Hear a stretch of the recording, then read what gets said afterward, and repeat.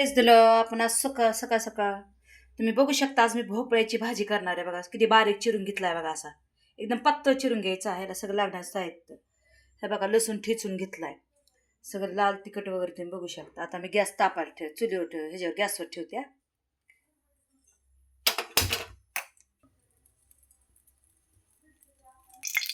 थोडं एका डिशमध्ये तेल होतं ते टाकलं बघा. चपातीचं उरलं होतं तर अजून थोडं तेल टाकतं.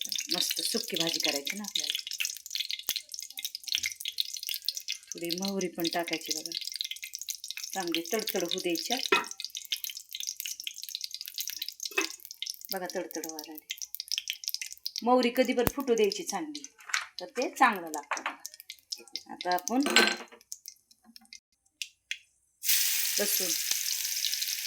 लसूण टाकला बघा. आता कांदा टाकतो. मस्त तेलात फ्राय करायचं. टमॅटो तुम्ही बघू शकता चांगलं तेलात फ्राय होईल. बघू शकता तुम्ही असा कांदा भाजला गेला. घरातला मसाला धुवून टाकले. थोडीशी हळद, तांबडं तिखट 2 चमचे, काळा मसाला मस्तपैकी मध्ये असं हलवायचं. चवीपुरतं मीठ.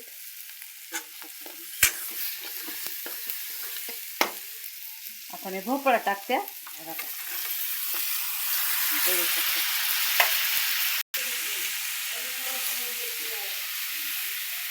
सगळे एक अशी व्यवस्थित हलवून घ्यायची. दाखवते भाजी झाल्यावर. तुम्ही बघू शकता मी कशी अशी हलवून घेतली. आता प्लेट झाकायची आपल्याला. असं शिजू द्या. आता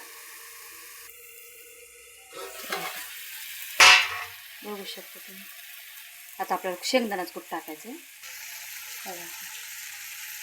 शेंगदाण्याचं कूट टाकला की भाजीच बघा तुम्ही कशी होती सुंदर.